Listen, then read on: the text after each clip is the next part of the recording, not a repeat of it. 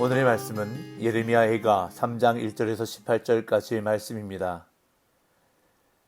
여호와의 분노의 매로 말미암아 고난당한 자는 나로다. 나를 이끌어 어둠 안에서 걸어가게 하시고 빛 안에서 걸어가지 못하게 하셨으며 종일토록 손을 들어 자주자주 나를 치시는도다. 나의 살과 가죽을 쇠하게 하시며 나의 뼈들을 꺾으셨고 고통과 수고를 쌓아 나를 애우셨으며 나를 어둠 속에 살게 하시기를 죽은 지 오랜 자 같게 하셨도다. 나를 둘러싸서 나가지 못하게 하시고 내 사슬을 무겁게 하셨으며 내가 부르짖어 도움을 구하나 내 기도를 물리치시며 다듬은 돌을 쌓아 내 길들을 막으사 내 길들을 굽게 하셨도다. 그는 내게 대하여 엎드려 기다리는 곰과 은밀한 곳에 있는 사자 같으사 나의 길들로 치우치게 하시며 내 몸을 찢으시며 나를 적막하게 하셨도다. 활을 당겨 나를 화살의 관역으로 삼으시며 화살통의 화살들로 내 허리를 맞추셨도다. 나는 내 모든 백성에게 조롱거리 곧 종일토록 그들의 노랫거리가 되었도다.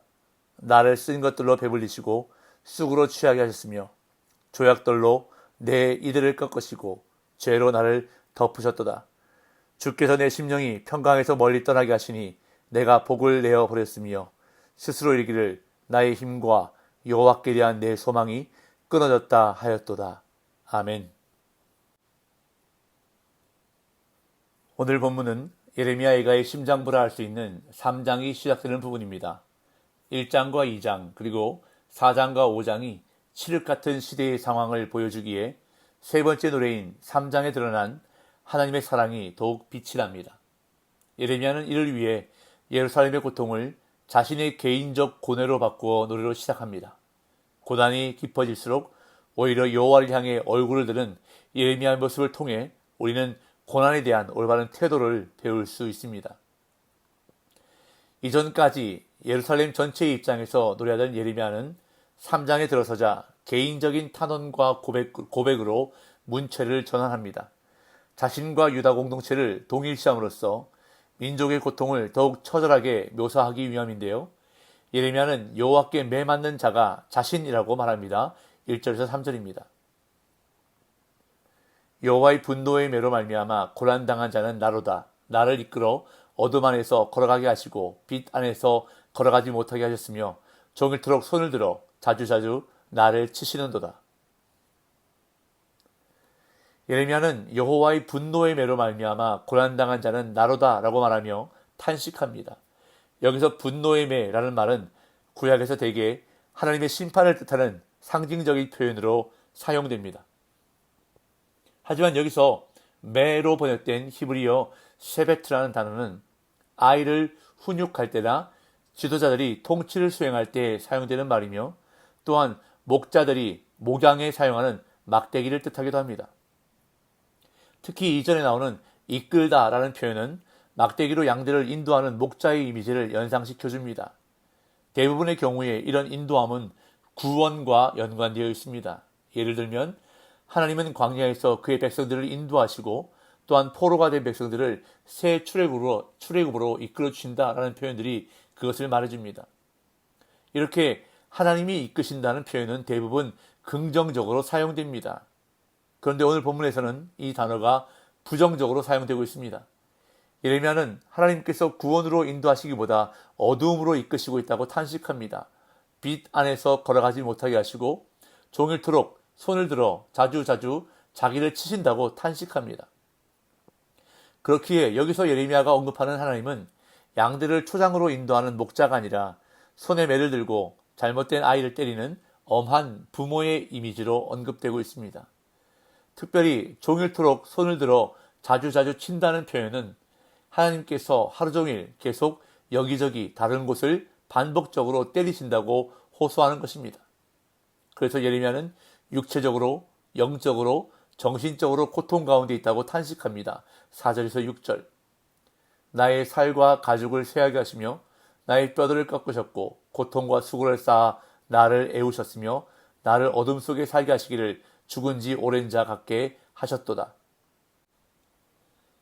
예레미야는 하나님이 주신 고통을 생생하게 묘사하는데 살과 가죽을 쇠하게 하시며 뼈들을 꺾으셨다는 언급은 몸으로 겪는 고통을 그리고 고통과 수고와 어둠에 관한 언급은 영적, 정신적 고통을 묘사합니다. 특히 5절에서 사탄이라는 말은 대적들에게 둘러싸여 있는 도시를 나타낼 때 사용되고 에워싸다라는 말도 대적들에게 포위당한 성읍들이나 백성들을 나타낼 때 사용되는 말입니다. 그렇게 지금 이 구절은 하나님께서 예레미야를 대적처럼 취급하심에 대해 절망적인 탄식을 내뱉고 있는 것입니다. 이어 예레미야는 자신을 감옥에 갇힌 자로 여기며 탄식합니다. 7절에서 9절. 나를 둘러싸서 나가지 못하게 하시고 내 사슬을 무겁게 하셨으며 내가 부르짖어 도움을 구하나 내 기도를 물리치시며 다듬은 돌을 쌓아 내 길들을 막으사 내 길들을 굽게 하셨도다. 둘러싸다로 번역된 단어는 둘러막다, 벽을 세우다, 에워싸다 라는 뜻으로 5절의 묘사를 다른 표현으로 반복하고 있는 것입니다.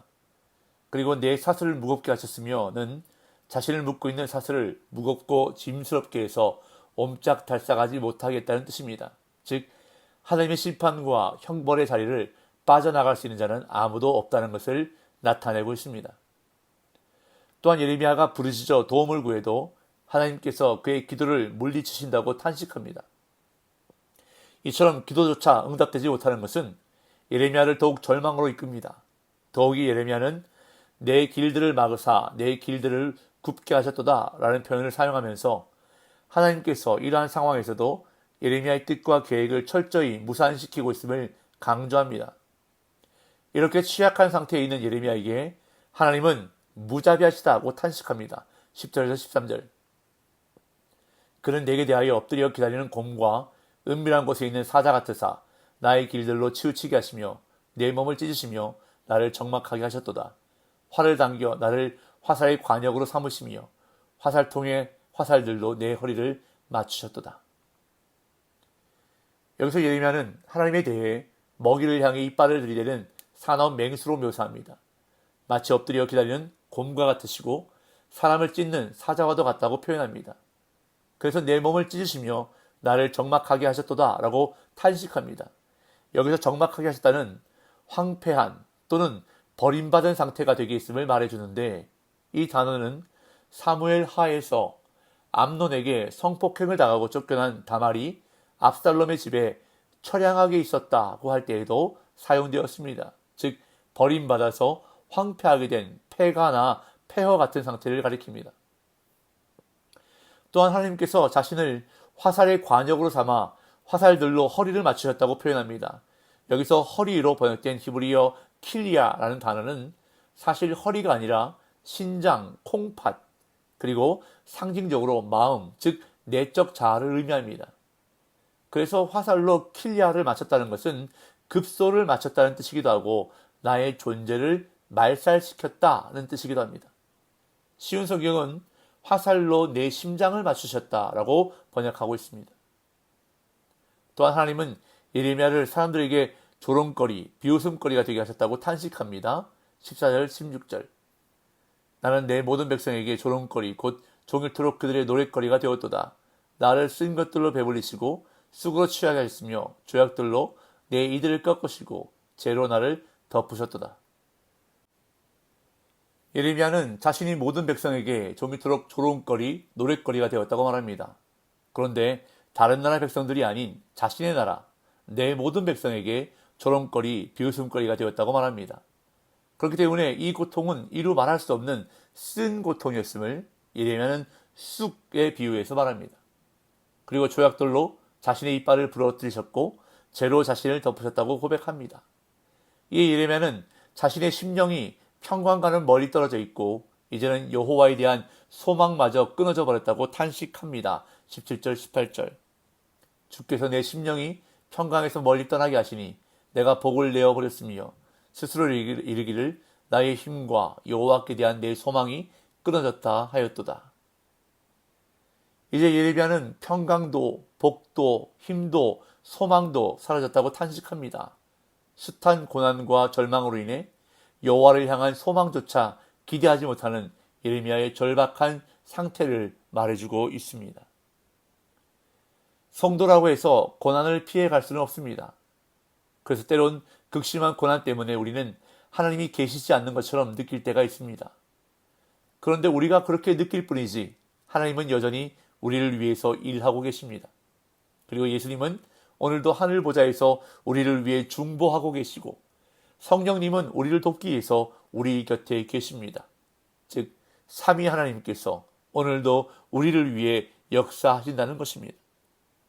그렇기 때문에 고난의 때에 내가 해야 할 일은 바로 기도의 자리로 나아가는 것입니다.